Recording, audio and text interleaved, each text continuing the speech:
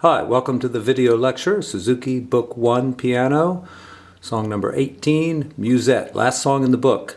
This is on the left hand. Let's look at our first two measures. Alright, this is going to be easy. We've got three notes here. Somebody's conveniently labeled it Re. Let's see what it is for letters. We've got four spaces. All cows eat grass. So if we go A, C for all cows, after C comes D. That's on the line there. So let's write a D up here.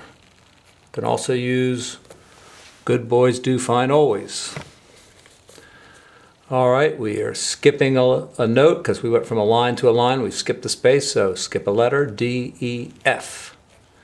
F, G, A. And we've got the same thing 4 times in a row with the same fingering. 5, 3, 1. Okay, on to the next couple of measures here. All right, kind of looks the same, doesn't it? But it's a little bit different. First we've got the D again, but all cows eat grass. We've got a G here. And if we skip from a space to a space, we've got to skip over that line. So G, A, B. However, in the key signature, right here, it tells us that all B's are flat. Now this is a lower B, but it doesn't matter. This is B up here also, so it is also flat. Let's put a little flat sign in front of it. All right. Then our next note kind of looks the same, but not quite. It's D, G, and this time we've just got the A there. And our last measure here is just like the way it started off, D, F, A, back there in measure 1.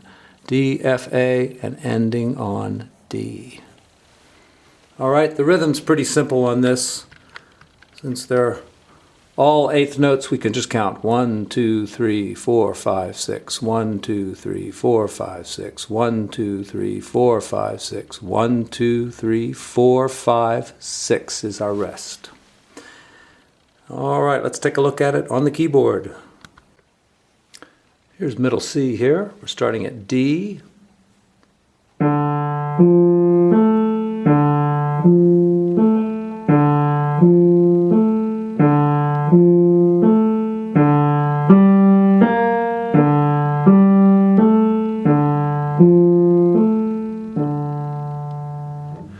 And that repeats.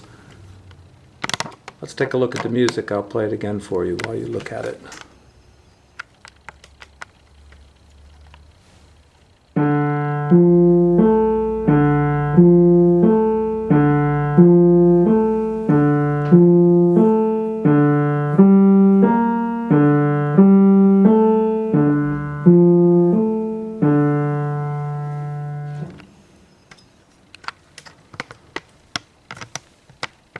One more time on the keyboard.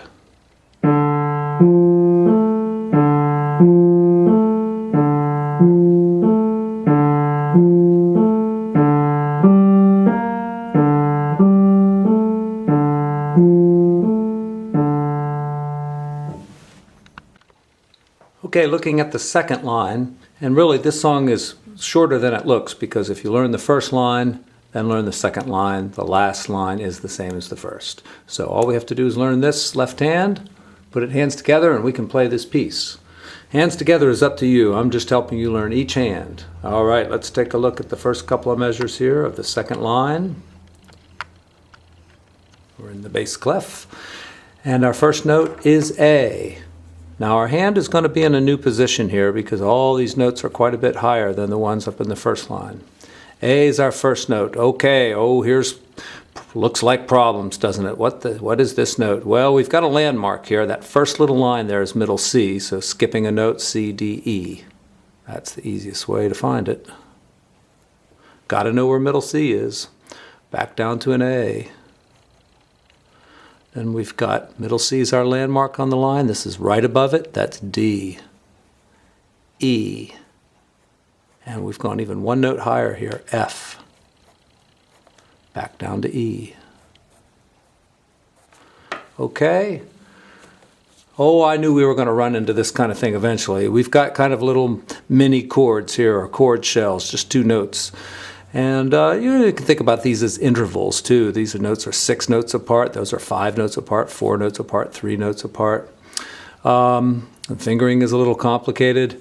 First, let's simplify something. This bottom note in every one of these chords, and I'm using the word chord loosely here. It usually means 3 notes, but we've only got 2 here in the left hand. But if you add the right hand note, they become chords. So the bottom note here is A all the way across. So let's just label the top notes. We've got F here, coming down 1, E, down 1 more, D, down 1 more, C, and there is a sharp sign there. Back up 1, we've got D again, and we've got C sharp. Now, here's where reading music gets kind of tough. This line and this line actually have 2 different meanings.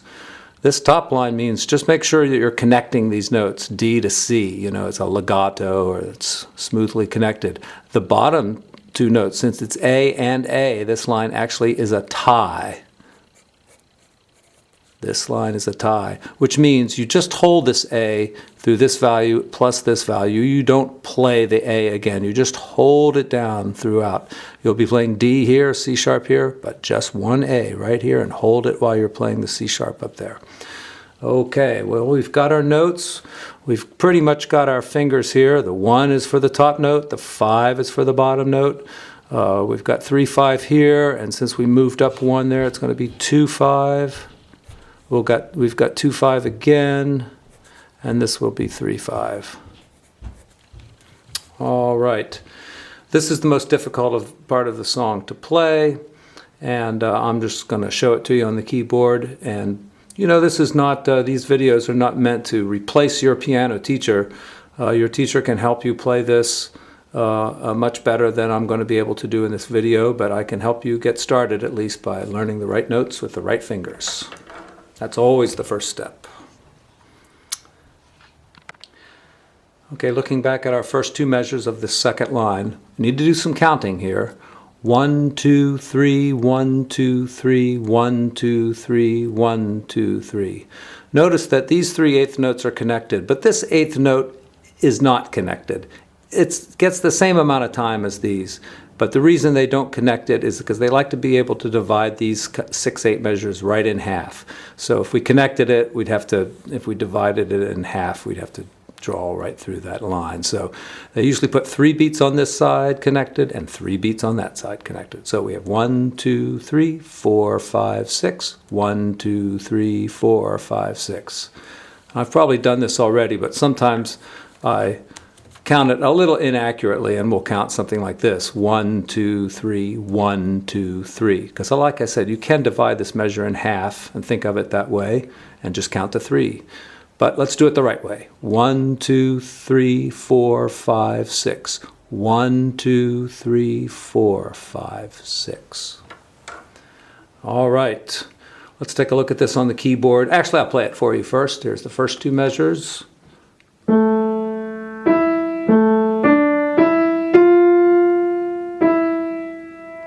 And with counting, 1, 2, 3, 4, 5, 6. 1, 2, 3, 4, 5, 6. We were in this position with our pinky down here on D. On the second line, we just kind of move up, and we put our pinky where our thumb was. We move it up to A, and then we're in the right position.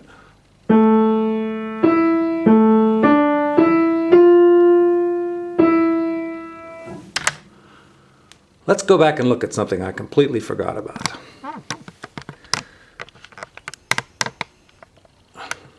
If we look at our finger numbers here, we've got a 5. We go up 5 notes, so 1 is a natural choice. Back down to the A, we've got 5. Here we're skipping up 4 notes, so we would expect our finger number to be 2. However, it is 3. We have to stretch a little bit so we can have 3, 2, 1 to go up these last 3 notes. If we use 2 here, we'd end up on 1 there, then we'd have to cross over here. It's possible to do it that way. This way is better.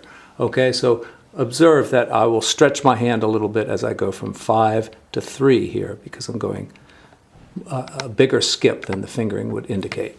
Okay, back down to the keyboard. Here we are. 1, 2, 3. 1, stretch up here. And I'll play that with the correct timing now. 1, 2, 3, 4, 5, 6. 1, 2, 3, 4, 5, 6. On to the next two measures. Here they are, and I will play them.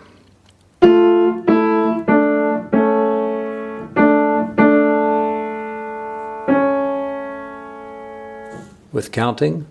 1, 2, 3, 4, 5, 6. 1, 2, 3, 4, 5, 6. I'm still in this position, but I'm going to start here on thumb on F, pinky down here on A.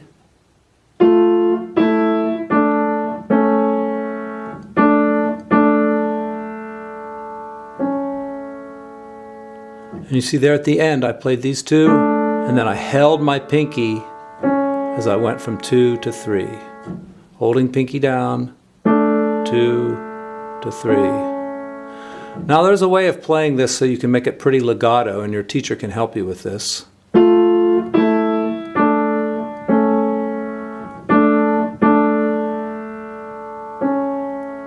I was able to make some of these notes that go down here more legato by doing this technique where you play the first one, quickly to the second one, hold the pinky down, hold this finger down and lift both fingers. It's kind of complicated. You kind of lift the pinky while you're holding the others.